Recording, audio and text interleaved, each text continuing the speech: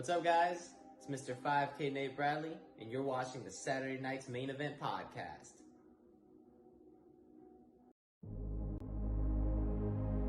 Ladies and gentlemen, it's time for the final countdown. The show starts in 10, 9, 8, 7, 6, 5, 4, 3, 2, 1. Are you ready? It's showtime.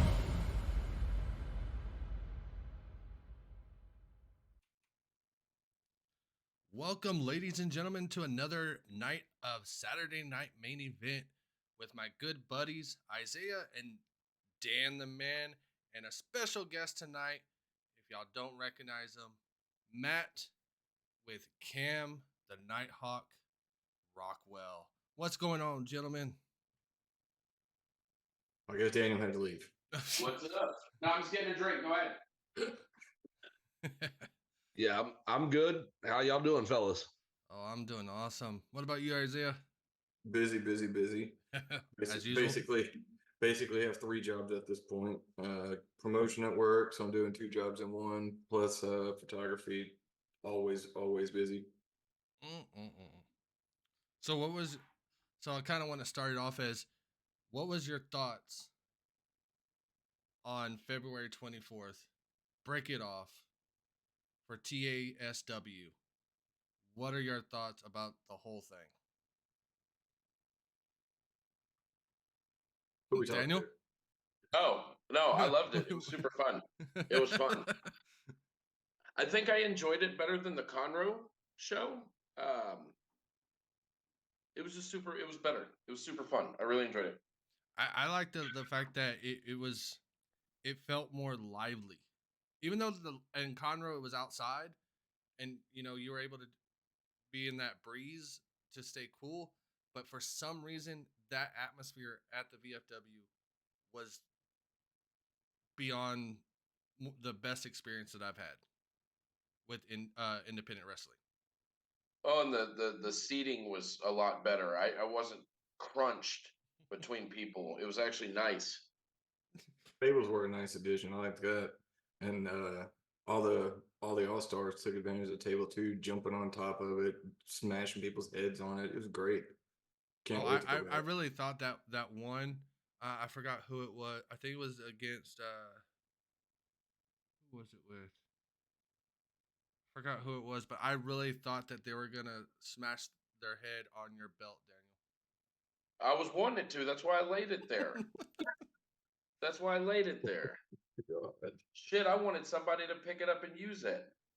Yeah, the seating at the VAFW hall in Cyprus, it seems better, but I will tell y'all, the night that y'all came out to Conroe, usually all the event is held inside that main brewery, that main warehouse that you walk through to get to the outside. Mm-hmm. And they had to move. I was told that they had to move out back because they had like 5 other events there that day. They had some kind of a brisket class and a couple other events. So they, to fit them in and let us still have that event, they moved it out back. So there was a little bit less seating, unfortunately. But don't give up on the brewery, man. Y'all got to come check it out. It's always a good time. Oh no, I definitely still gonna go. I mean, just being there with the TASW has been the best. I mean, of course, it's been my only show that I've been to, but other than that, from other ones that I've seen on Facebook that I kind of follow, I just feel a different vibe from Texas All-Star. There's just something about it. I think go ahead, Daniel. No, I was just going to say really quick, it's cool because you almost feel like you're a part of the show yourself. Like me and Tim, we had the bad guys coming up to us and too sweeting us. I mean, that shit was cool alone. I had a blast. And then you just feel like the wrestlers interact with you more. Yeah, they both have their own special quirks for one quirk for lack of a better term, but qualities. There you go. I like the first show that we ever went to. Tina and I met up with Matt and Holly up there.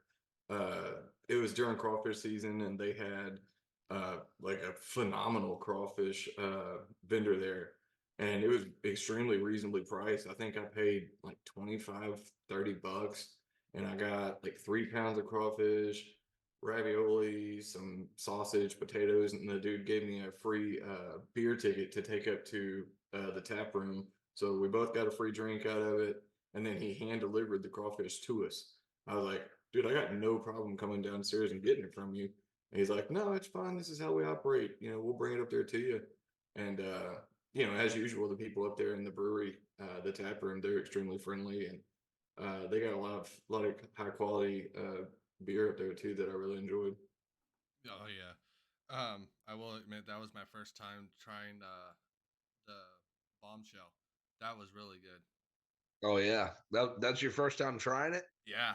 Oh, you've been missing out for a long time, man. Very long time. You But So- said that was a blonde bombshell? yeah, Dude, I had that at my wedding. That we had a keg of that. dude, it was like Isaiah was telling me that there's different flavors, but that one that they had there that night, if it wasn't getting later in the night, I would have had me another one. Yeah. The one that I Yeah, really enjoyed that got, sorry, Matt, I'll be real quick. The one that I enjoyed last time, I don't know if it's seasonal or if it was just discontinued, but it was kind of like their version of Dos Equis, and it already had the lime and the salt like built into it. It was really good. Yeah, I think they make that one regularly now, but I tell you, I don't know. It's hard for me to say which beer is my favorite. Just kind of depends which mood I'm in. But Bombshell Blonde, my always go to. I love that one. But they have the brunch. It's something brunch, and it's very similar to like Blue Moon with an orange in it, but it's delicious, and it's a little bit better on tap than it is in a can, but either way it's still delicious. So Tim, you should try that one. And then if you're at all into dark beers, the Buried Hatchet Stout, Okay. man, it's amazing, chocolatey coffee flavor to it. It's one of my favorite dark beers, the stout. It's really good. Really good sipping in the wintertime. Like one or two though, because it'll get you. Yeah, chalk me down for the brunch also. That was my go-to last time, and it's was pretty good. good. And they had a new one that I'll be honest with you, I was a little afraid to try it whenever she was describing it to me, but they had like an oatmeal flavored one that was actually really good. It wasn't it overly sweet or anything. A dark beer. I don't do dark. This was like light medium. Hmm. Yeah, Is that- dark's just too stout for me. Was that one that you had me finish for you? Yeah, I couldn't. Yeah, I wasn't feeling it that night, but yeah, that was it. Yeah, that one was actually pretty good too. Nah, but going back to that night, especially because we got Matt on, dude, Cam, that match was unbelievable. The whole thing, and Rockwell, oh, that was entertaining too as well. After the match, Oh, Mama Nighthawk. Oh yeah. Woo. Yeah. We get into the show. You know, we're fans of wrestling, but it brings it kind of to a new level for me. I mean, I've been a big fan of wrestling for most of my life. I can remember watching Hulk Hogan, Randy Savage way back in the day when I was a kid. And then I definitely got big into it in the Attitude Era. Stone Cold, The Rock, DX. I mean, you know, I can't say enough about that. I could talk about it forever, but actually, me and her, we've been together 2 years now, and just going to Cam's shows, just seeing him progress, and finally made his dream come true. And from what he told me, he's not stopping. No, he's got no intentions of stopping, man. He's dedicated to it. He's very loyal to the wrestling, and he just wants to get better all the time. And I'm so proud of that guy. He's come a long way in the last year, and I'm just really proud of him. He's put in a lot of dedication and effort into it, and we're going to show up and support him no matter what. So Yeah, I do want to see what happens with the whole issue with the tribe.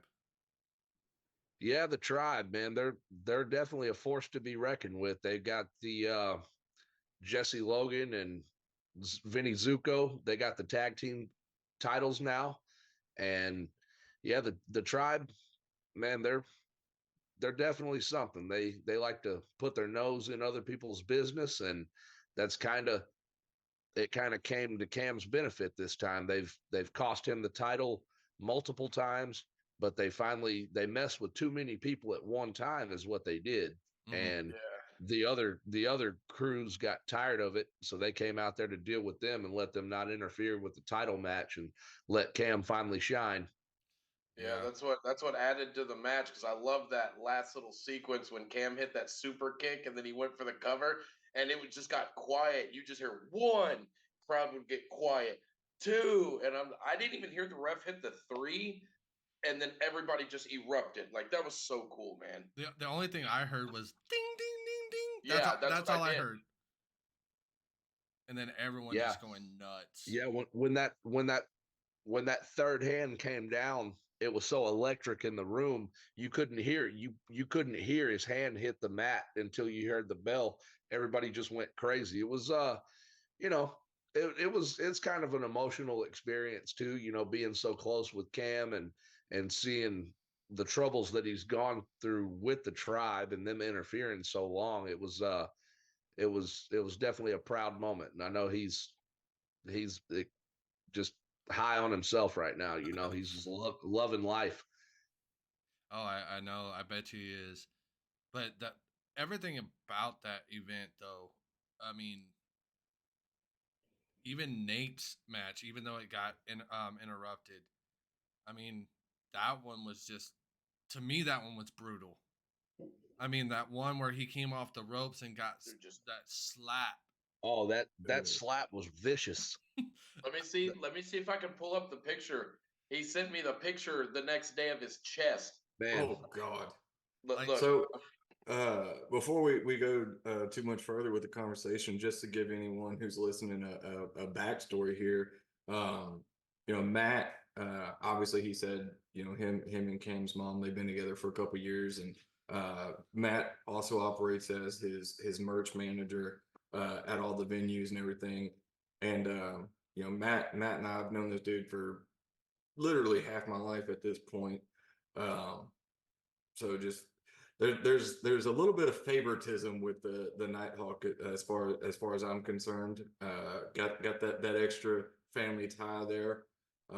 But even all that being said, even if that connection wasn't there, I've told Cam this, and maybe he's listening right now, who knows, but even without that family connection, he'd still be my favorite, because he's one of the few that he's a flyer, but he's also a power wrestler at the same time.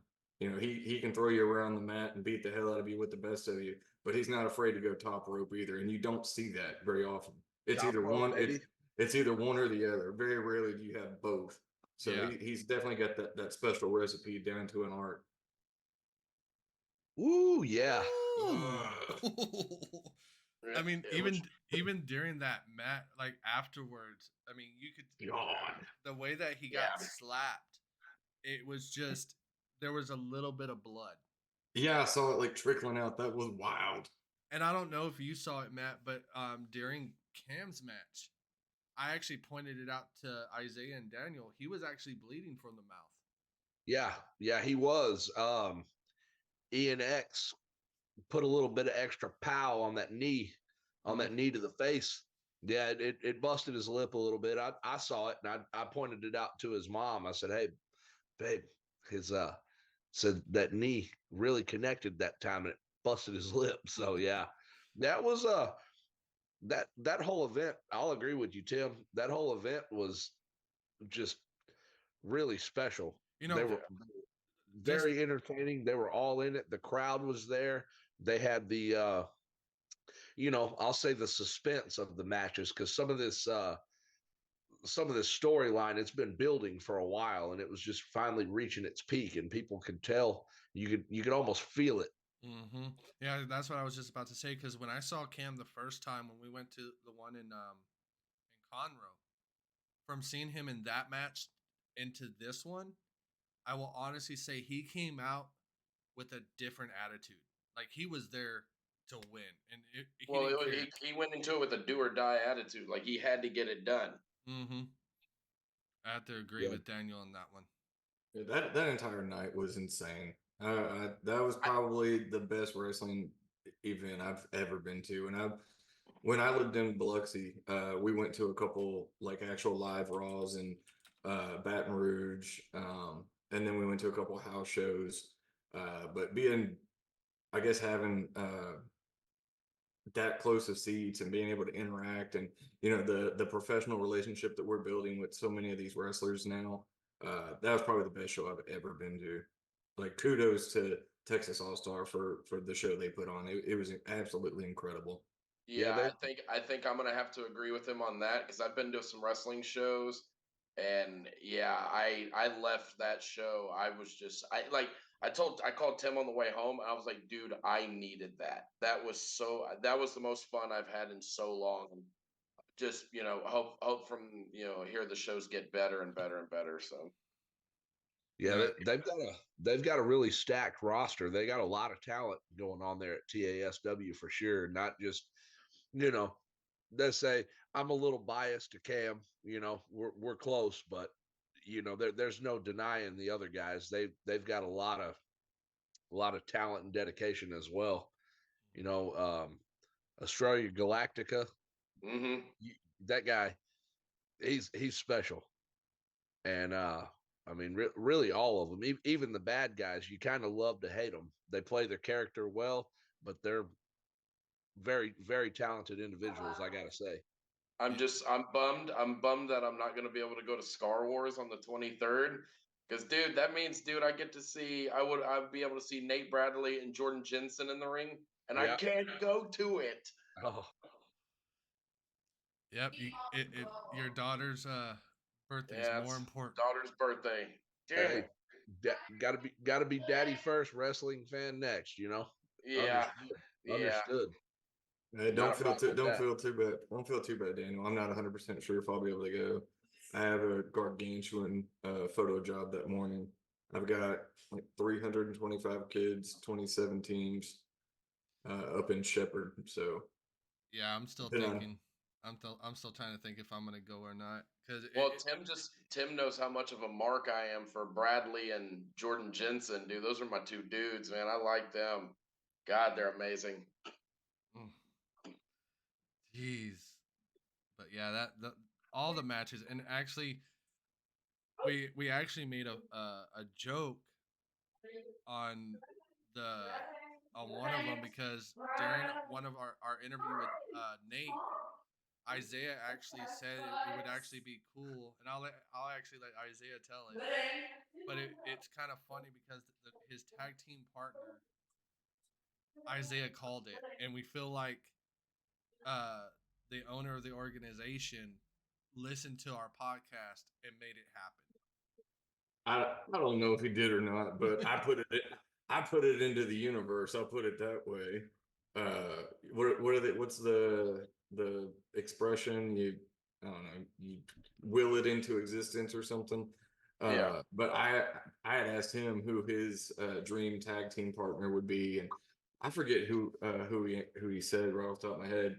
But I answered my own question, and I told him I want to see you and Estrella team up. I said I think that'd be an amazing team, and then it would be extremely difficult to make happen just because Estrella's already teamed up with Love Muscle. So I don't know how it would happen, but it looks like they found a way, and it's going to be an exciting match. And I want to be there, and I think I can if I finish those photos by like 3 or 4 in the afternoon. I could make it, uh, but I still have like an hour to tear down all my stuff, and then it's a good 45-minute drive home, and then it's an hour drive out to the VFW, so it would be close. But I really It's want to actually go. at a different place this time, Isaiah. Well, which one is at the VFW? Because I know they're coming back to the VFW like really quick. The one at VFW on the 23rd is the Bradley Galactica, Jordan Jensen, and the other guy, the tag match. Yeah, that's what I'm saying. I thought it was at the VFW on It the is. 23rd. Is it? Yeah. I'll have to look at it again because I looked it up and it seemed The next one they're doing is the Humble Rumble. Oh, there And you go. that's at the 1836 backyard or whatever. Mhm. At the big. Humble, but the one that's coming up soon. But yeah, the end of March is Star Wars at the VFW Hall. Oh, okay. So I looked at it wrong. Oh man. But Lobo, that guy's just he's a I like what Matt said about his coat. Oh Oh, yeah. He come out there in that coat trying to flaunt it around looking like it's made out of possum fur. Man, that guy, he's something else. He's got control of that tribe though. Dude, he And- commented on something I had said. I made a comment on someone's post. I think it was TSW's Facebook page. They had made a post talking about the matches and everything. And I said the tribe better keep one eye over their shoulder because 5K has another shoulder he can hang another belt on. And Lobo jumped on there. He's like, all right, well, we already ran through both of them individually. Why do you think this will be any different? And I was I was that close. I'm like, shouldn't you be out hunting possums to make another coat with? I was like, man, I don't want to steal Matt's joke, and I don't want to offend anybody. Hey, you ain't stealing it from me, bro. If I say it out loud at a crowd, that's free reign. That's just. I didn't know if he would even catch it because I don't know if he heard Matt at the venue, but that was epic. I almost had Yingling come out of my nose when Matt said that. yeah. Man, I just try to, I try to get in it. I try to make them hear me. I try to be loud in the crowd, and I'll say some things, and I try to stay in line most of the time. I'll never get too disrespectful. I don't, and I won't ever insult someone's family or their kids. But man, if you're wearing a coat that looks like it's made out of possum, I'm coming for it. Calling you out. Well, that place, and I'm not gonna sound self-conceited or anything, but that place needs more fans like you and fans like me that are screaming at these people. It only adds to the fun of the show because I was screaming at him. You were, Isaiah was, Tim was, and I think that's what made half the fun was just heckling these guys, but just in a very respectful way, like you said. Yeah. Oh, and they love it. They feed off of it too. They love it. Yeah, it's, especially the guy that Cam won the belt off. I mean, that one was just hilarious. I mean, he does his role so good. I have to give him to that. I mean, he plays it so well, but the tantrum that he does, I mean, it reminds me of a toddler. In all honesty, it reminds me of a toddler. And when he came up to Cam's mom, that was I couldn't stop laughing. I couldn't even catch my breath because of how much I was laughing.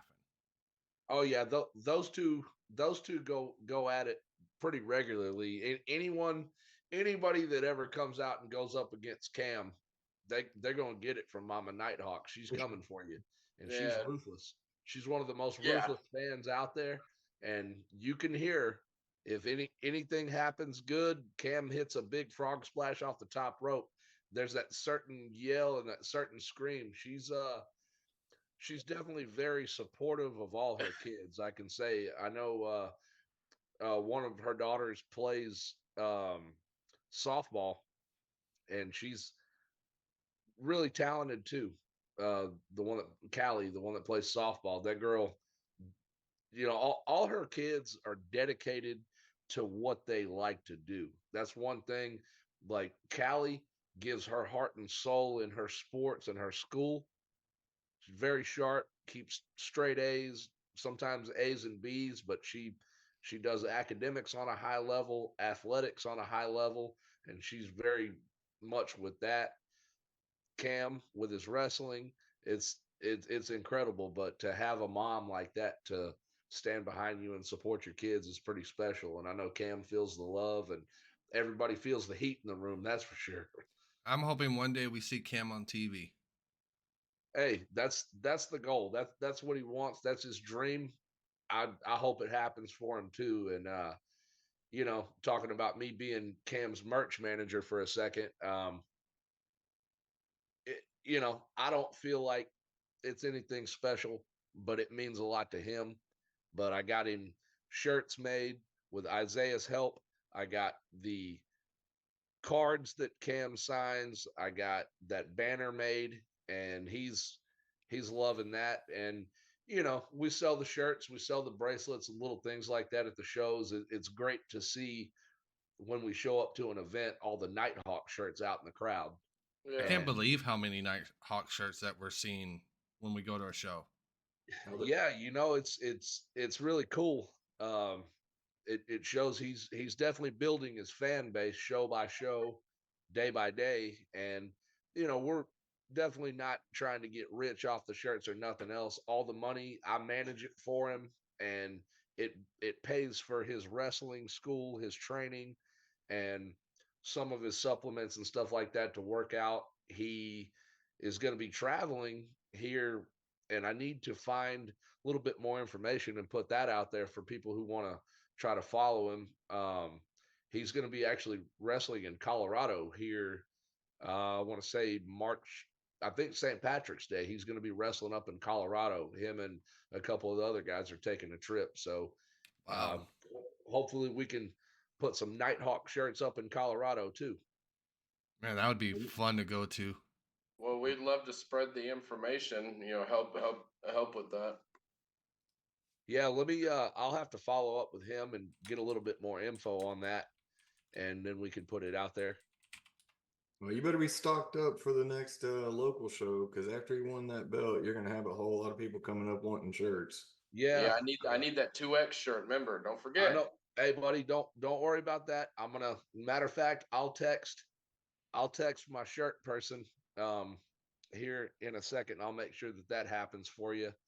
Um, but yeah, it's real. It's a good feeling, I got him started with the shirts. I told him, let me try to put you some merch out there. I saw some of the other TASW stars have some merch, and I'm like, man, there's no reason why you can't make a shirt, or we can't make something happen for you. So it's a close personal friend of mine, um, a union brother. His wife makes my shirts, Mm-hmm. and she does a really good job. So I got that going for him, and I was like, look, man, I'll put up $600.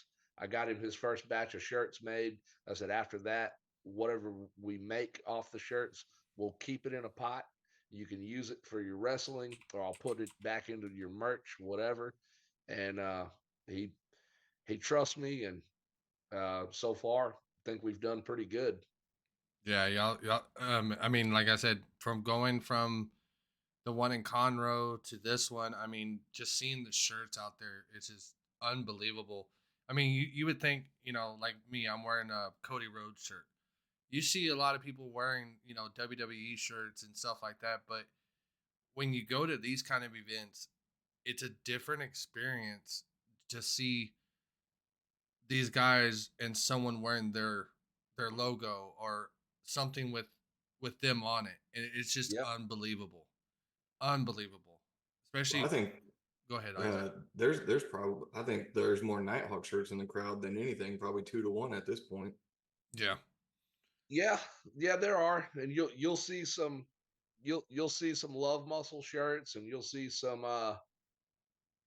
Nate Bradley shirts. There's a few people that have the Nate Bradley shirts, and Steven Stellar, the amazing announcer that they have. Even Stellar's got some shirts now. I personally own one, and I wear my Steven Stellar shirt sometimes.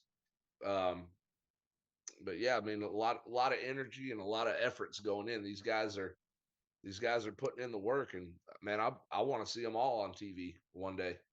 For sure. I know I've seen one of them because he went. He actually premiered on AEW. Actually, two of them did. I think. I forgot their tag team name. The name's right there on the tip of my tongue. I call them the Cavemen. Oh, the Pillars of Destiny. Yeah, the Pillars of Destiny. There you go. Yeah, Yeah. we've seen them on AEW, a little bit. So yeah, it's very very neat to know that they came from our hometown, started independent wrestling, and then they're on an aired wrestling show. That's what's unique about everything about that. So Matt, what's your we call him Dracula, but what's your thought of Donovan Bishop? Ah, man. He's actually really quick before you start, Matt. He's actually supposed to be in the chat here in a couple minutes. He just messaged me. He's having trouble logging into Twitch. Okay, let's hold this conversation till he gets in there because I would love this. Is gonna be fun. Yeah. Look, all I'm gonna say is I'm highly curious where this character is going because I'm gonna leave it right there. I'm gonna wait till he's in there because I'd love to see what he has to say on some of this. I'm gonna grab something to drink real quick. I'll pick up the conversation when I get back. I'll hold my thoughts on it. All right. We'll leave Yeah, it. because me and him, dude, we messaged the shit out of each other, man. So are you like besties with Donovan Bishop or what? No, He's gonna be his next project. Yeah. There's so many TASW wrestlers I literally just conversate with and just shoot the shit and talk about like comics and anime and just nerdy shit. Like, dude, I went up to ENX. We were talking about how good he is with this character.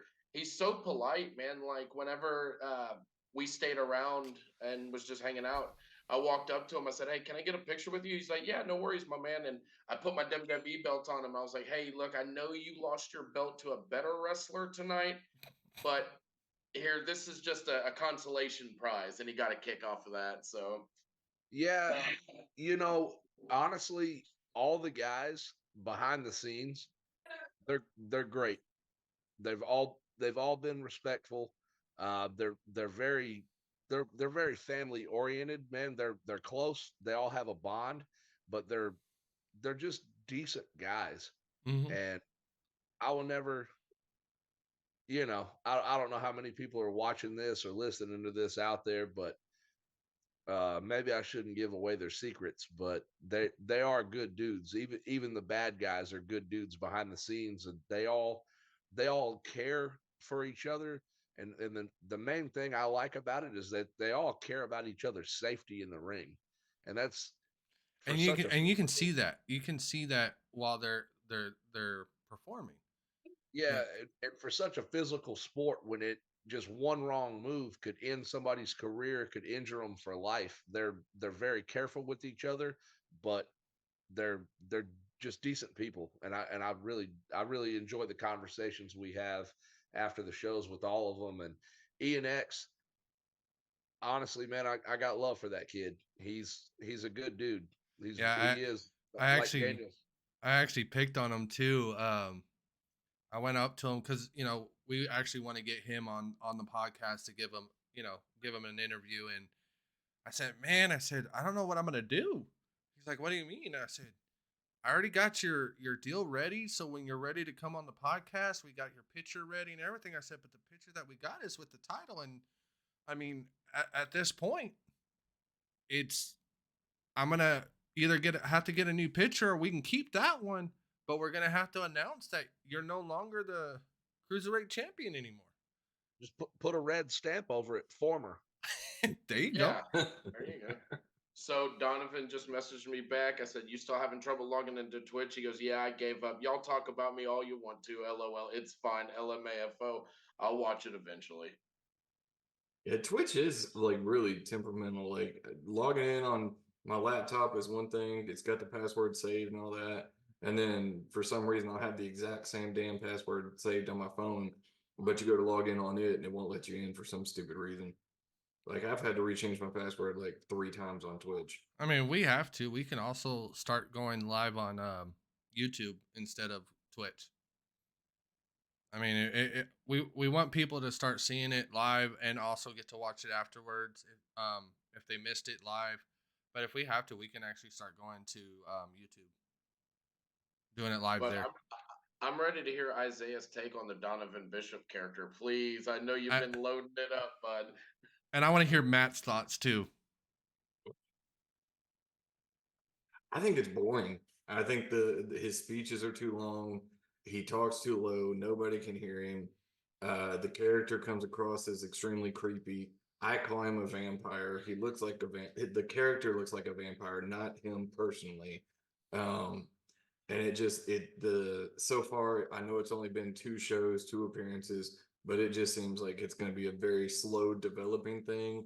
It seems like he's after the tribe for some reason, but then it's kind of like he's talking out of both sides of his mouth, because it looks like he's recruiting just anybody who will take him, but for some reason he's kind of gravitating towards the tribe.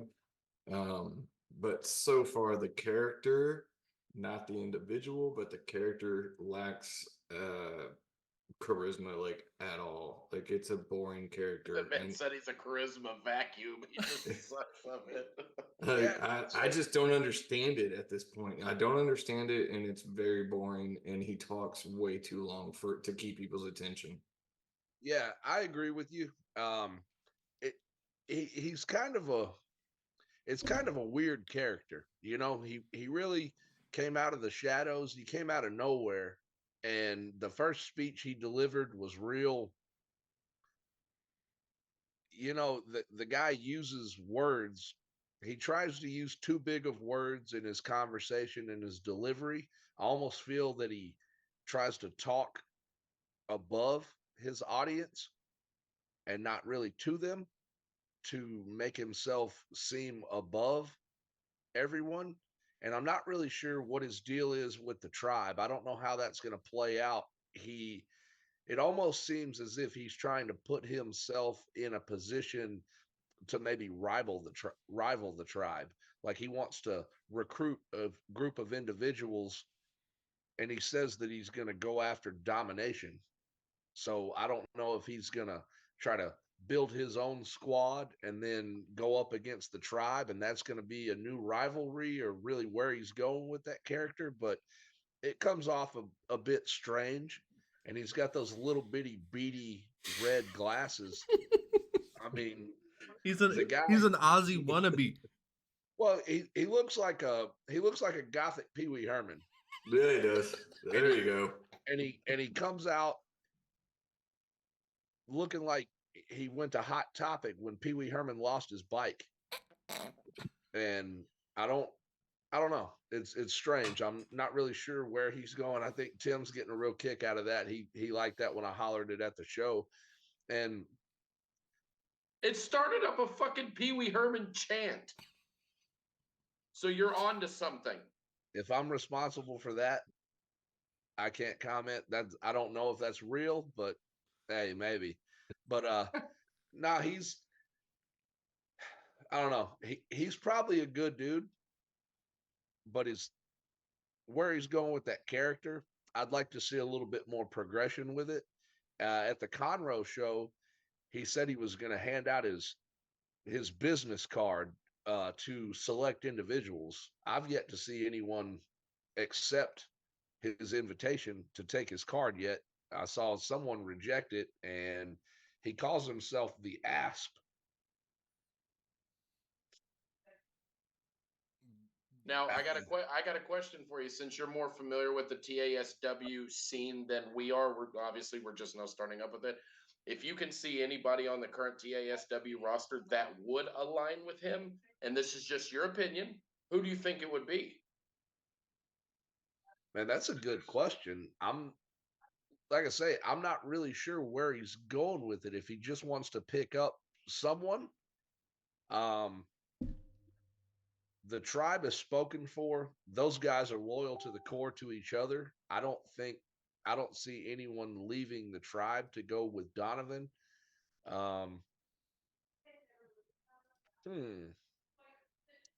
That would be interesting. I really don't have an answer for that. And I hate that I don't have anything better to tell you on that. It's every just the whole dynamic. I mean, you got Australia Galactica and Ryan Russell.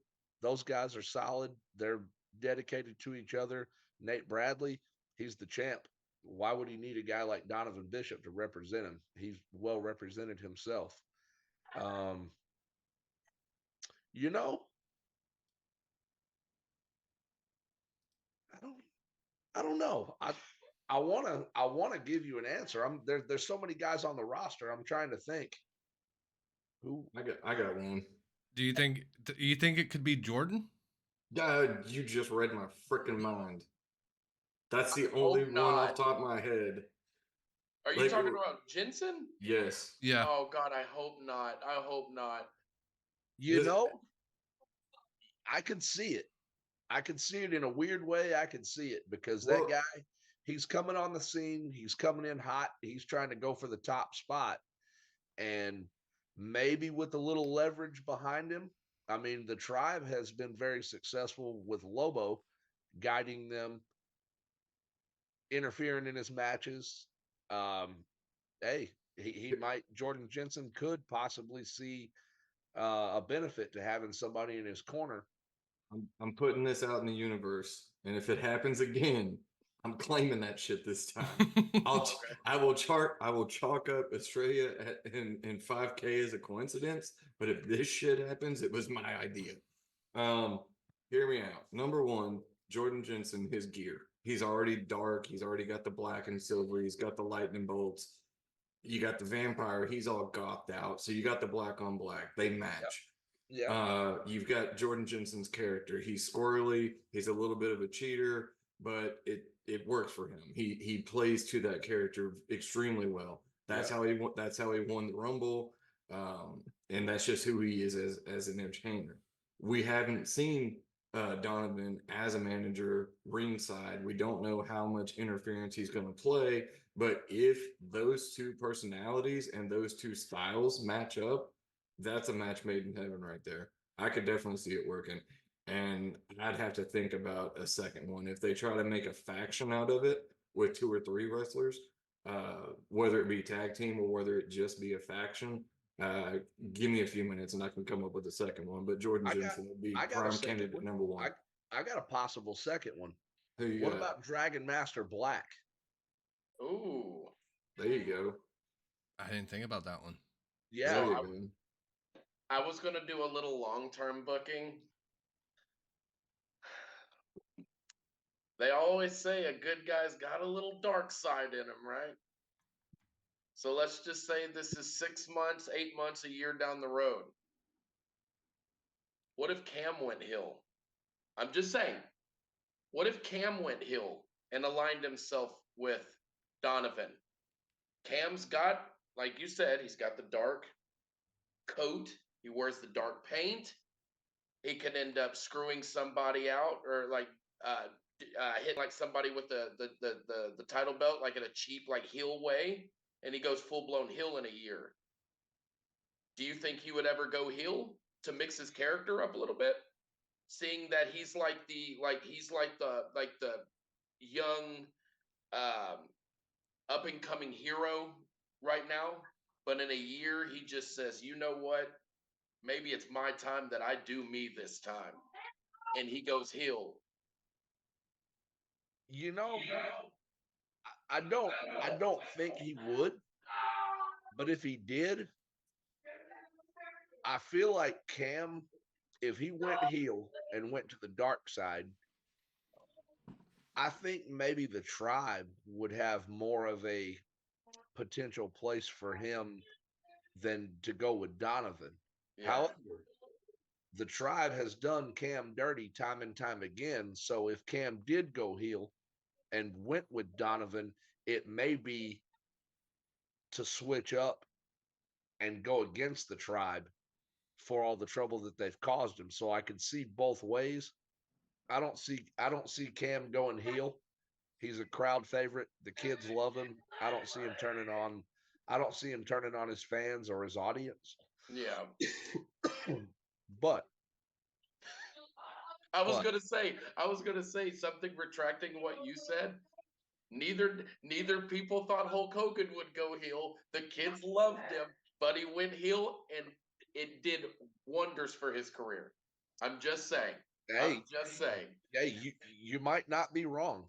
I we only time will tell, and that'll be a decision that Cam has to come up with. But I'll be honest, regardless of how I feel and how close I am to him, I hope not. I Yeah. want to cheer for him. It's going to be real hard to support him If he goes heel. if he goes heel. It's going to be hard to cheer for the bad guy, but I've always kind of been a fan of the bad guy sometimes too. I kind of like the villain in some stories, and Yeah. And Cam wouldn't have to do much to change his appearance as far as heel. Do the same thing he's doing now, just a couple little heel tactics here and there. He'd be perfect. I mean, to go with what Daniel said, I can actually see it heel in a way. Ooh, Cam is a heel? Yeah, I'm telling you, all it's gonna take is good guy Cam, good guy, another good guy, right? They have a ref bump, right? Everybody's gonna think Cam's gonna do the right thing. Cam grabs his cruiserweight title, like holy shit, looks around, see if the ref's down. Bam, throws the belt out, and then he gets the 1, 2, 3, and that's the slow progression to his heel turn, right there. I've watched too much goddamn wrestling, man. I'm having fun with this shit now. hey, it's not impossible. I mean, we've seen it. I mean, remember? I mean, even when DX with Triple H, Mm-hmm. Triple H was that degenerate. He went against the regime. He was against management, and then all of a sudden, boom, he comes out and he's with McMahon and the crew. Yep. Yeah. I mean, and also look at The Rock. I don't know if you're following WWE right now, but it's like The Rock right now. Dude. He's playing it so well to the point where like he's everyone's champ. And now all of a sudden when he walks out, everyone's booing him. Dude, did you see what he did on SmackDown last night? I didn't. Oh. I didn't. I haven't gotten a chance to watch it in a couple of weeks. It's been hit or miss for me, probably in the past 4 or 5 years. But I haven't gotten to catch up with it in a couple of weeks. If you're going to start anywhere, start with January at the Royal Rumble. Start fresh. Watch now. WWE is the hottest it's been in years. But I was telling you, Tim, last night when The Rock went, if you smell, and then I finally saw it. Dude, did you see Rock threw up the L again and then closed it? And then went like this. That has something. Roman during the tag match. And it's going to be at the beginning. Yeah, night one, it's going to Cody and Seth are going to win. Yes. If they don't, which will make it a straight one-on-one match. Yep. There's not going to be no bloodline rules. Dude, WrestleMania looks sick this year. I can't wait. Yep. Yeah, but going back to Donovan, that what I was gonna say about that one is I actually called him the Dominic person, because as soon as he comes out, the crowd just starts booing him. To be honest, you can barely hear him because of the crowd. Yeah. You can't hear him talk at all. I mean, he's playing the role really well to the point where he continues talking. And that's why I think, Matt, where you saying that he tries to talk above the crowd, but he's just that Dominic Mysterio character where as soon as he starts talking, boom, everyone starts booing him. Because like also what Isaiah said, he's just not we don't know what this character's trying to do. Like, he just came out. He says that he's trying to recruit somebody, but who are you trying to recruit? You're not giving the crowd any information. All you keep saying is, "I'm trying to recruit somebody." Well, it's like I was telling Matt. It's a slow build. It's a slow build to who he's. Once he recruits somebody, it's probably going to be somebody that we're not expecting. That's where What, Jordan Jensen may come in. Mm-hmm. what are y'all laughing about? Oh, absolutely nothing. Oh Absolutely yeah, nothing. that is just a man in a lucha ninja mask talking.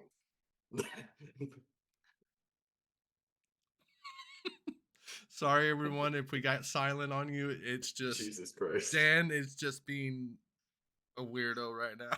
Look, I'm in a great mood tonight. I'm having fun. I'm loving it. I'm loving it. I'm loving it. Honestly, Dude, I really I'm telling am. you, bro. I'm either bringing this one or this one to the next show. Okay. Well, see, we didn't see what you were holding up, so I don't. You held up an invisible mask a second ago, so Yeah, Macho Man Ricardo Sanchez. Yeah. Jesus. Oh man, I I'm hope, loving this to be shit. honest with you, I hope they throw you in the ring and body slam you. Dude, I racked my nuts on the middle fucking rope getting in, and Cam laughed at me. And well, you deserved it. Dude, that shit fucking hurt. It was like the lightest little nut throb. Just Now you know how it feels. yeah, it sucks. Imagine landing on it like they normally do. Yeah, because they don't. Hey, Matt, they don't use rope. They use cable, right? Yeah, they're cables. Dude, that shit hurts, man. Yeah, they're um Pay no attention to the man in the mask, Matt. no.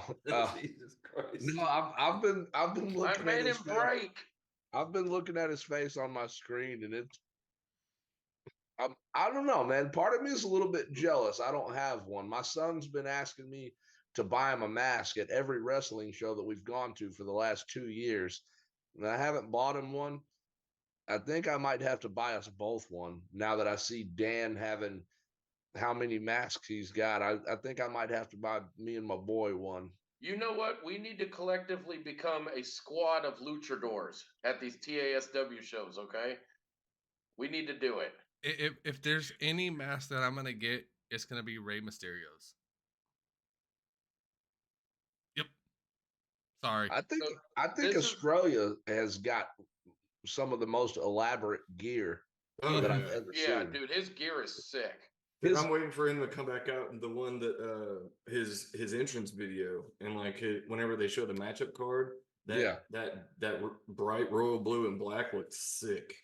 Yeah, What's the one he was wearing to break it off? The black and white one, was it? the black and the silver one. Yeah, Yeah. yeah. And then before I that, he really had like like that a one a teal. lot. Yeah. I don't even know what to say right now. Sorry. It's just hard to even look at Dan and not laugh. Sorry. Look, this is real, all right? This is happening. This is real. happening. This is happening. Dude, you know who after we left the show, I was really thinking, you know who I got a fond appreciation for that night?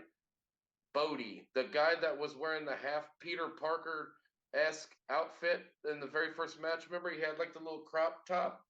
I Yeah. like that dude. I The- did.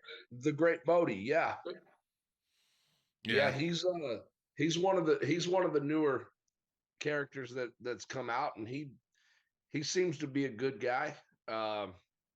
He's definitely come out to the defense against the tribe. The tribe, I think Don Milagro really put a hurting on him. They really tore that guy up. Really. Mm-mm-mm. Who's that one?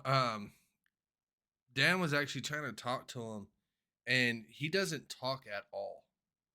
No, he talked to me at the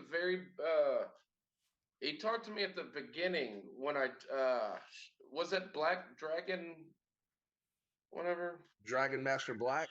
Yeah, I said what's up to him because I was like, "Can I take a picture?" It was first intermission, And he was like, "Yeah, dude, no problem." And he took a picture. And then I ran into him again. I was like, "Dude, how long you been wrestling?" And he kind of did like this. He was like he didn't want to talk to me. Then I'm like, "Okay, cool, Huh. I'm wondering if that's part of his character. maybe so." But now that I have a lucha mask, if I find him, shit's going down. He'd kick your ass. Yep. He's gonna get you in that ring, Daniel. And he's gonna body slam you, and he's gonna do his high flies. Because this is Black Ninja squared, okay? I'm his God. double. Yeah. Jesus. Isaiah, What? you know we're gonna have to put up with the next event that we go to. When we get tickets, can we get him way on the other side? Like 4th row somewhere, sitting in the bathroom.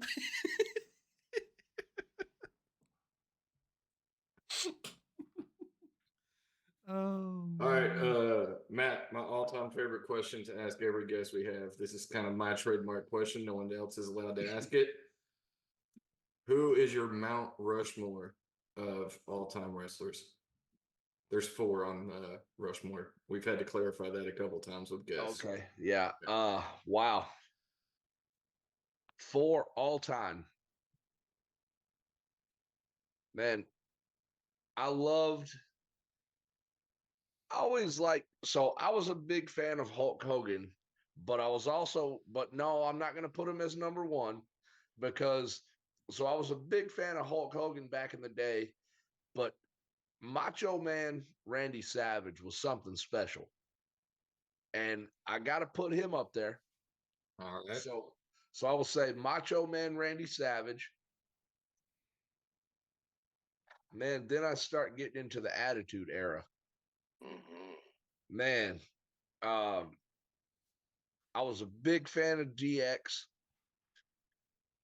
Big fan of, man, I shouldn't even beat around the bush about it, man. Stone Cold Steve Austin. So Randy Savage, Stone Cold Steve Austin, and man, it gets hard, man. I've been such a fan of so many people. You can't of all time of just being able to move the crowd, dude. Like John Cena has to be up there, and just all the things that he did. I mean, he's a good guy. He's been a bad guy, right? No. Well, when he first started, Yeah, when he first started, when he first started, he's been a bad guy. But man, then he came out. He runs out, does a salute, jacked to the max, big dude. Um, I like what he's done for the sport, and man, you know, and I keep saying, man, going back to the Attitude Era, because that's really where I became a big fan. I mean, how can you not put the Undertaker? oh yeah, Oh yeah. I mean, but you got the Undertaker. I mean, Mankind, right? Mick yes, Foley. I feel like he's a little underrated for everything that he did for the industry. Um, yeah, man, the 4th one, it's hard, and I'm gonna make some people mad. I got to pick. I mean, dude, I'll go with the Undertaker, man. I'll go okay. with the Undertaker. So Matt, I'm gonna shoot a date to you. You tell me if it rings any kind of bells. Okay, since you said Undertaker and Mankind, June 26th, 1998, from Pittsburgh, Pennsylvania, known as one of the most famous matches in WWF history. What do you think it is? That was the Hell in a Cell. You goddamn right it was. Absolutely. Okay, but you said Macho Man and you said Hulk Hogan. I got something that might put a smile on your face. Give me just a second. You had to mention it. Matt, don't feel bad. My Rushmore is probably an abomination in most people's eyes. Triple H, Kane, Edge, Jeff Hardy. But that's my big four. Those are the four that I've always been the biggest fans of. We'll see. So I was, like I said, I was a fan of DX, right? Dude, X-Pac. X-Pac in his prime, one of my favorite wrestlers of all time. Mm-hmm. And I could talk about my favorite wrestlers. You made me pick four. I had to pick those four just for everything that they've done for the industry. Just because that's the four that I picked. But man, I was a big fan of Matt and Jeff Hardy, high flyers. I know Cam really kind of looked up to those two guys, and I can see in him his style and what he does reminds me a lot of the way that they used to move. But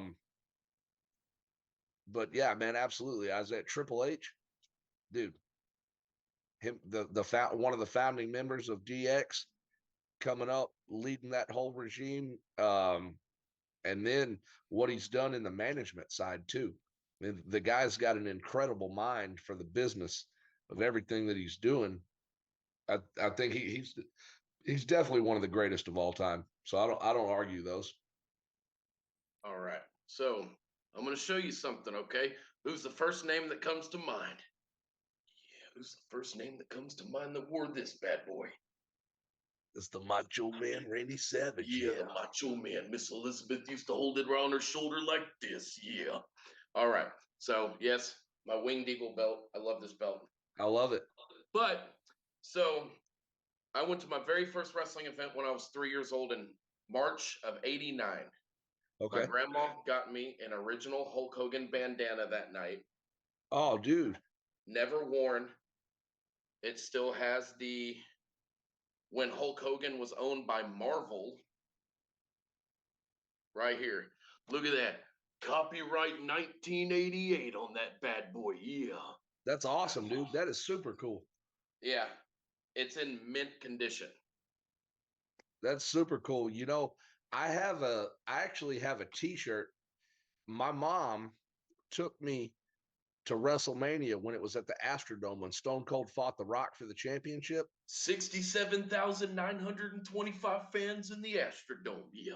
Yeah, man. That was something I'll never forget, man. That was I want to say I think my 14th birthday present, and we had like VIP suite seats. Dude, that's awesome.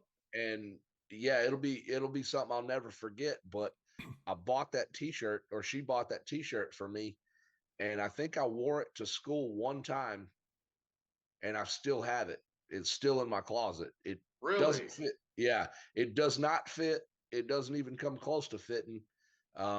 It'd probably be closer to fitting my daughter than it would me. But I still have that t-shirt, and I'll never get rid of it, no matter what. Is it the one it's got Rock and Austin on the front and it says Houston, we have a problem? Yeah. Dude, that's a badass shirt. I would actually put that in a frame. I don't know why, but I've actually thought about it. But yeah, I still it's still hanging in my closet, man. From the places I've moved, it's still hanging in my closet. Wow. Yeah, if I have to pick mine always changes every freaking show, but I would have to go with my number one would be Undertaker. I've always been a big fan of Undertaker. Second would actually have to be Stone Cold. When I first started watching wrestling back in the day, he was the first one that I ever saw wrestle, and I was like, when you hear that glass break, there's no mistake about what's about to happen. Oh no, yeah, you know exactly who's coming out. You know the beer's coming out. You know the hell yeah's coming out. The FU's coming. I mean, all of it's coming out when Stone Cold. Yeah, what? And I always do this. I pull in a girl, but someone's gonna drool all over himself, and that's Rhea Ripley. She's in the new era. She plays that role so well. She really does. I remember seeing her back in NXT. She makes under my mask moist. Oh, Jesus. I missed the old Rhea Ripley, but it's fine. The new character that she came up with, she's playing it well. She does it well. So that's my third. My fourth, which could be my number 3, but I'm gonna say my fourth is Goldberg. I like Goldberg, and he was the only one that till this day would come out and have the sparks hit him. No other wrestler has done that since. He's the only one gets the vapor out of it and blows it out every time. That entrance that he did was just unbelievable. So that's my Mount Rushmore. Of all time, and Rhea Ripley made it. For now, because I could That's do bold. I could do Ripley, or I was actually gonna go with Roman Reigns. Even though I don't like him very much right now because of what's going on with the storyline, Yeah. I still remember Roman with the Shield. Right. I like the Roman that he used to be, not this arrogant asshole that he's become since he's held the belt. Yeah. I mean, you want to bring women wrestlers to the topic. I mean, how can we not? How could we not talk about Sable and China? Oh, You gotta watch that Jericho interview. He hated China. He said he hated her character, hated the fact that all the men were written to lose to her, and said that technically speaking, she was a horrible wrestler. He said she was extremely stiff and she was a danger to anyone she ever stepped in the ring with, not because of how strong she was or anything, but because technically speaking, she wasn't good. Like she couldn't work with people without constantly being on the verge of getting someone injured. Oh wow. Jericho hated working with her. Yeah. I mean, I'm just talking about, the character and the storylines and stuff. Oh yeah. But Well, you China know what? Speaking of storylines, Matt, are you going to be watching Sting's final match tomorrow night? tomorrow night. Yep, AEW Revolution on pay-per-view, man. It's his final wrestling match ever.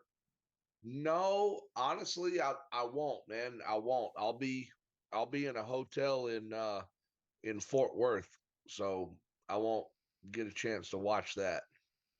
That's going to be a good one. I'll definitely have to catch the replay of it. I'd like to see it. I mean, Sting, man, that guy's been a legend forever. But no, I'll be in a hotel in Dallas Fort Worth somewhere. watching his documentary though of the character of Sting from what he was before to when Hulk Hogan came in and to the Sting that he is now, that whole documentary is just incredible. The storyline of him, I never understood the Sting until I watched that. Yeah, I'm gonna have to catch up on some stuff, man. I need to spend some time watching some of the documentaries and some of the interviews on some of these guys I've missed. I've heard lots about them, like the Chris Jericho interview, and yeah, I want to. Really, you're gonna do that, Daniel, to that bandana? Never been worn, and he's finally wearing it after this. As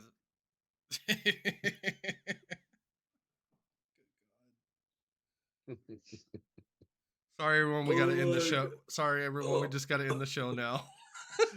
Dude, this is great. I love it. If y'all know, I am absolutely smiling under here. I love it. I love it. I knew you were.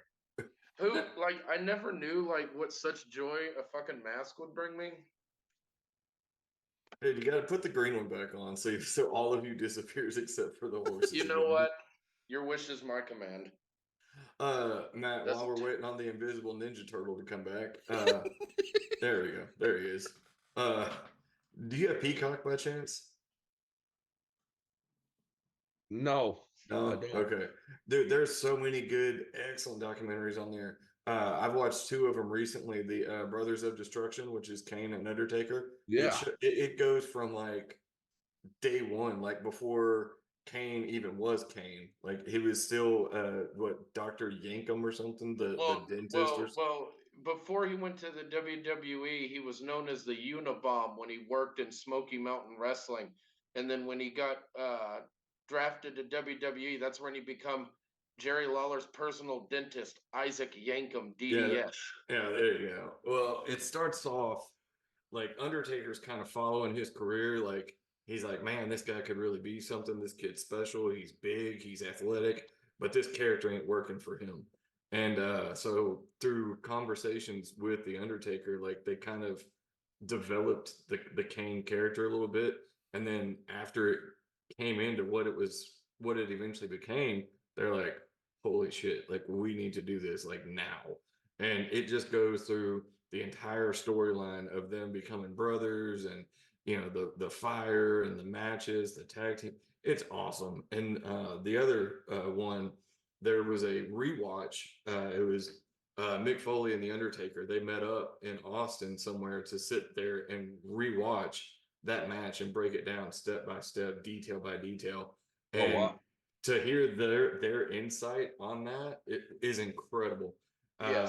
The part that sticks out the most to me is Undertaker saying when he chokeslammed him through the cage. through the cage, he's like, dude, if you would have rotated just an inch more on the way down, like I would have killed you. Like he landed like perfectly, but that, like, they weren't expecting the cage to break. And they were talking about that, like the little twist ties that hold the chain link to the actual poles. Yeah. Like they were kind of watching them stretch a little bit, but they weren't expecting that to happen. That was completely unplanned.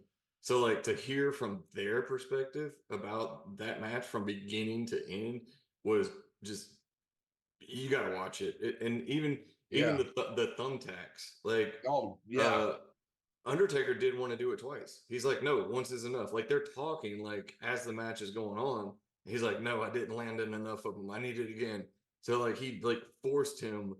He's like, by the time that he like chokeslammed him back into the thumbtacks again, he's like, that was just like out of mercy because I knew you weren't gonna stop, you weren't gonna quit until I put you back in it.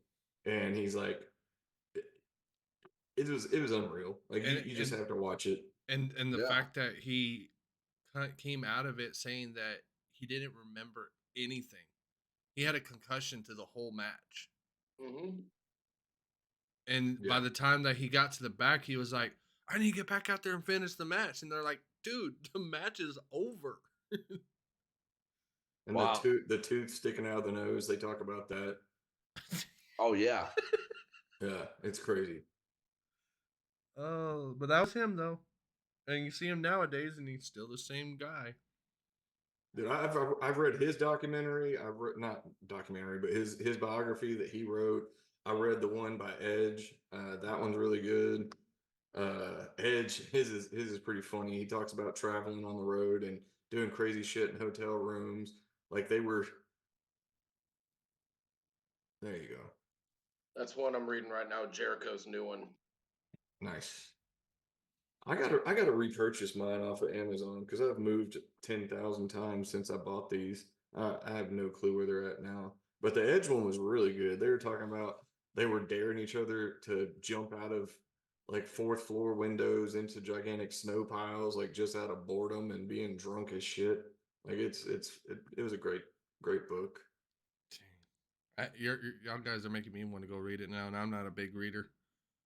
Well, this book, it literally tells you every match he's ever had, in front of how many people, and how much he made that match. It's literally called The Complete List of Jericho. So you can find his first match he ever wrestled. Let's see. His first match he ever wrestled was November 10th of 1990. He made $20 in front of a crowd of 70 people. Damn. I wonder how much he made on that cruise. Oh, the Jericho Cruise? Yeah, him and Big Show. Oh, God.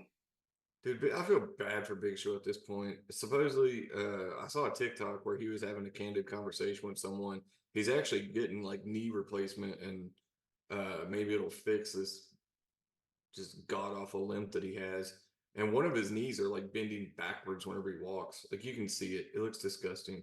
That's a big dude, man. That's a lot of weight for those knees to carry. Yeah. Oh, absolutely. Plus the wear and tear and the beating he's put on him over the years. But Yeah. if it's gonna make him healthier and happier and get him walking right again, like dude, just shut it down. Go get the surgery. Well, I mean, he's still wrestling with AEW. Yeah, I know. Go look on TikTok. Just type in like, Big Show 2024 or 2023. Like he's barely making it down the ramp. He's like Mhm. hobbled, limping down the ramp. And then same thing on that cruise. He was like limping to the elevator. He's just wearing like a Hawaiian shirt because apparently they perform at night, but they're walking around the ship just like a normal passenger throughout the day, and Yeah. he's in pain. And then like the one that I saw, like I said, you could hear him having a conversation with someone, and then the person recording it is like a couple feet back, and he's like, yeah, whenever it's going to be a partial replacement, and I'll be good to go. I'll be good to go. So it's like, dude, just shut it down and go do it because it's painful to look at.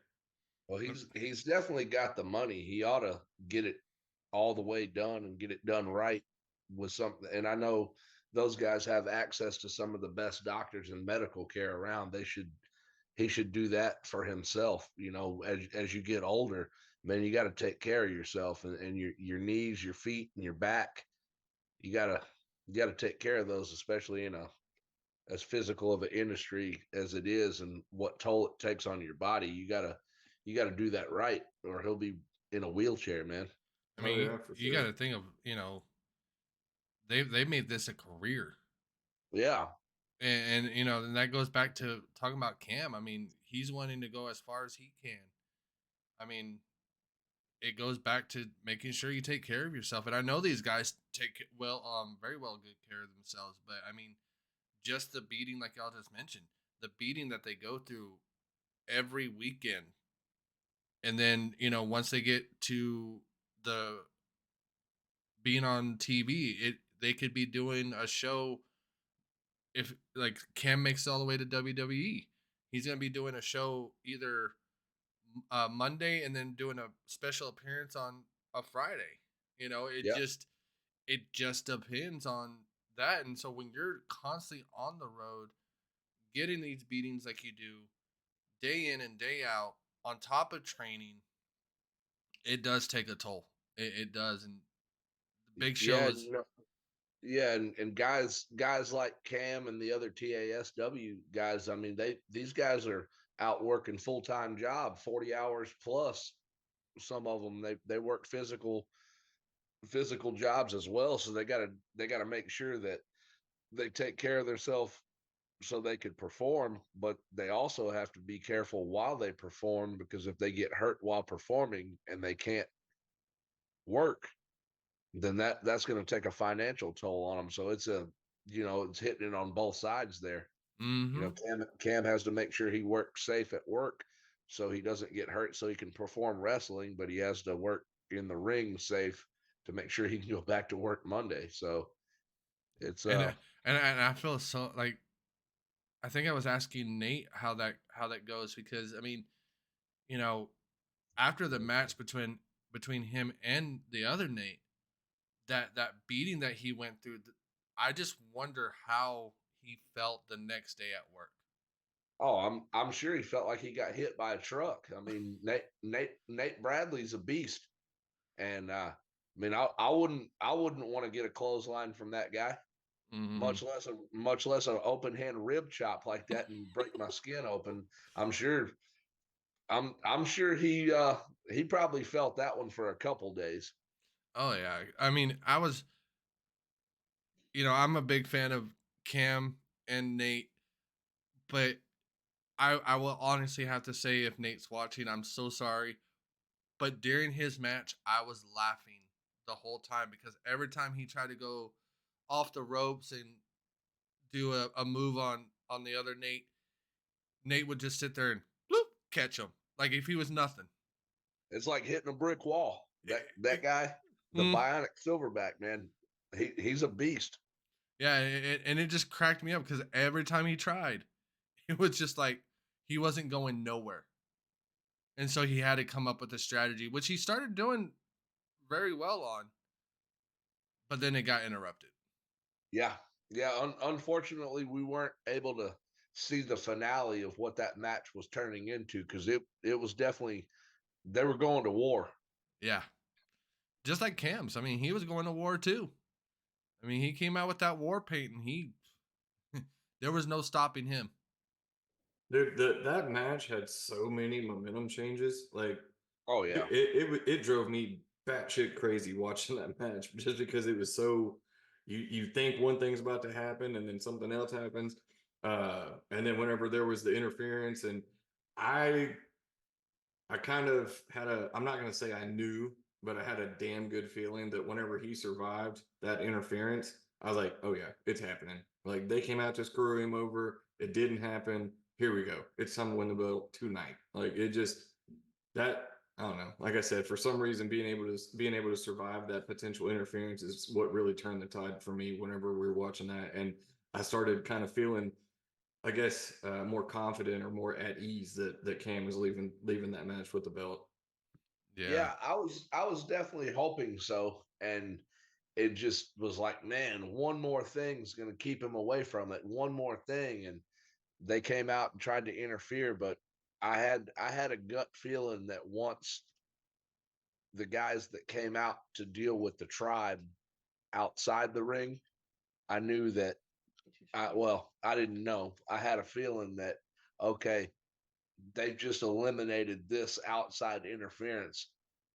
Let Cam do his thing. And Yeah. it did. It finally happened for him. That and surviving the low blow. That surviving the low blow and surviving the interference. After Well, those two, it just you well, knew it was happening. well, I was worried when Cam got inadvertently knocked into the ref, and the Oh ref was yeah, out of commission. I was a little worried, and then he survived the low blow. After that, I was just worried that ref's shoulders weren't working correctly to where he couldn't rotate and count to 3.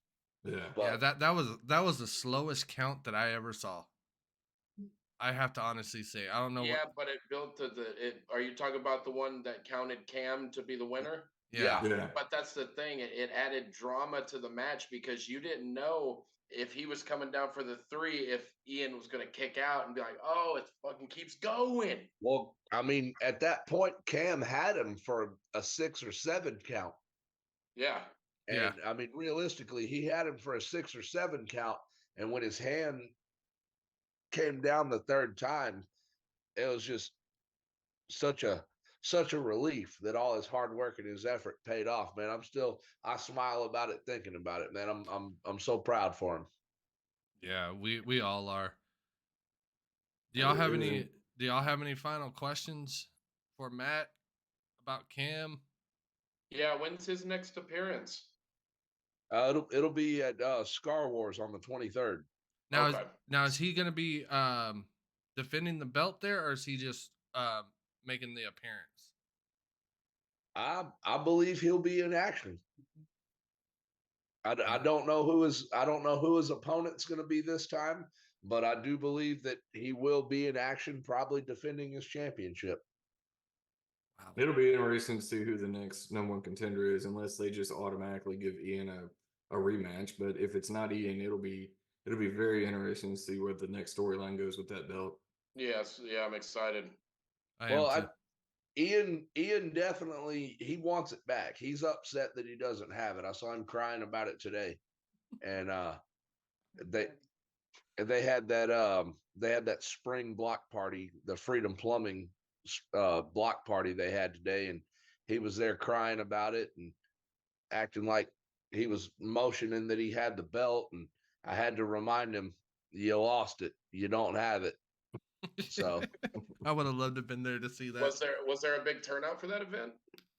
oh yeah, there were probably about 100 people out there. Yeah. Who main evented?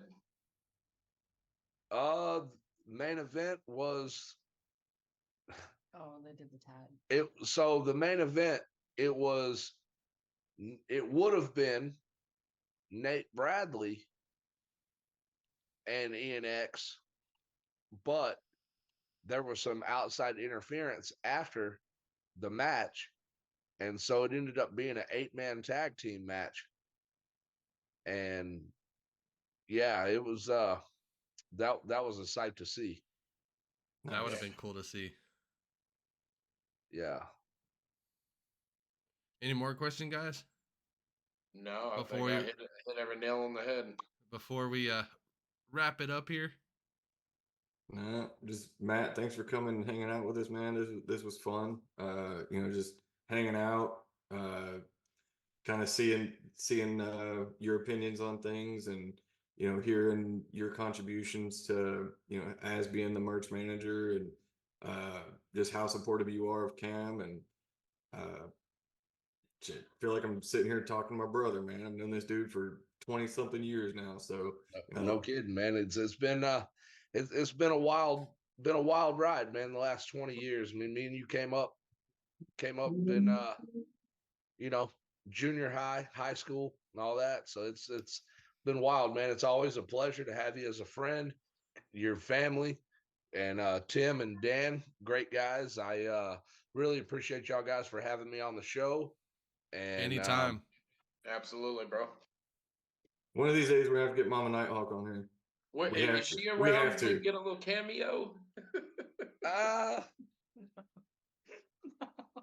Can I hear. Is that her laughing? I hear her laughing. you can never mistake Mama Nighthawk's laugh. No. She's got a laugh that it's contagious, man. Sometimes the joke's not funny, and then you,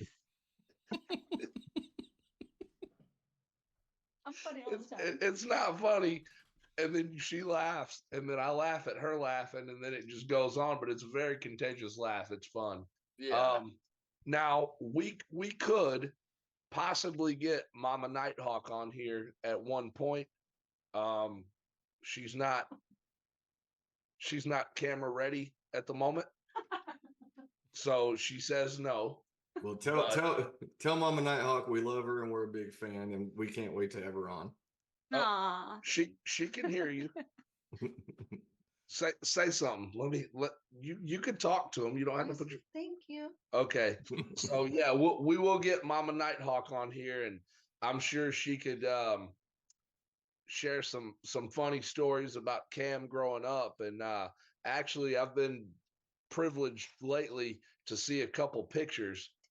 Uh-oh. You know what? Let me share this with y'all. Are you doing? Do you want Yeah. the first one? Where's the other one where he had the other belt? Which one? What? Remember the one that he had the Oh, I showed it to them. Did It's you? The wrestling thing. Okay. Yeah. All right, so let me share this. So this is Cam, and this is his sister Haley. Now Cam in this picture is probably It's like 8. 8. Yeah. He's God. probably 8 years old. Now check this out. Oh, is it not gonna? Oh yeah, you have the if you turn the blur background off, we'll be able to see it. 1 second, we're working on it. Oh, I don't know how. We're working on this. I don't know how to do it. Click on your camera, and then do where you're gonna choose a background, and it should show and scroll all the way to the top, and you can take off the background. There Okay. you go. All right. Yeah, there you go. Okay. So check this out. Oh God. Nice. Oh, there you go. You see that? Oh wow. Yeah. So he's got the belt. What is she wearing? It's a little bright. Just a little dress. Oh, okay. Okay, so you see that now. This is tonight.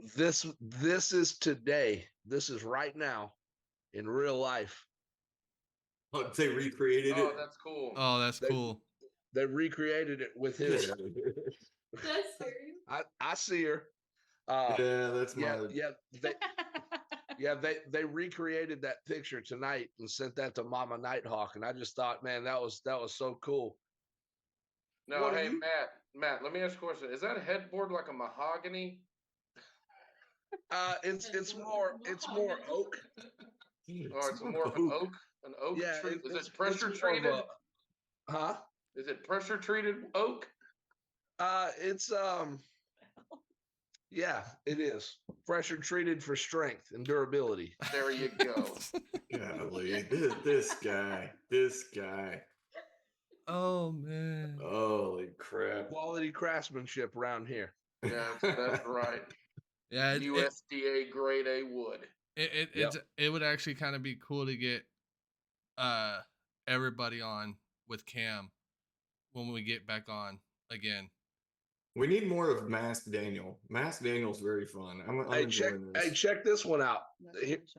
This is the one that Holly showed y'all. It's too bright. It's too bright.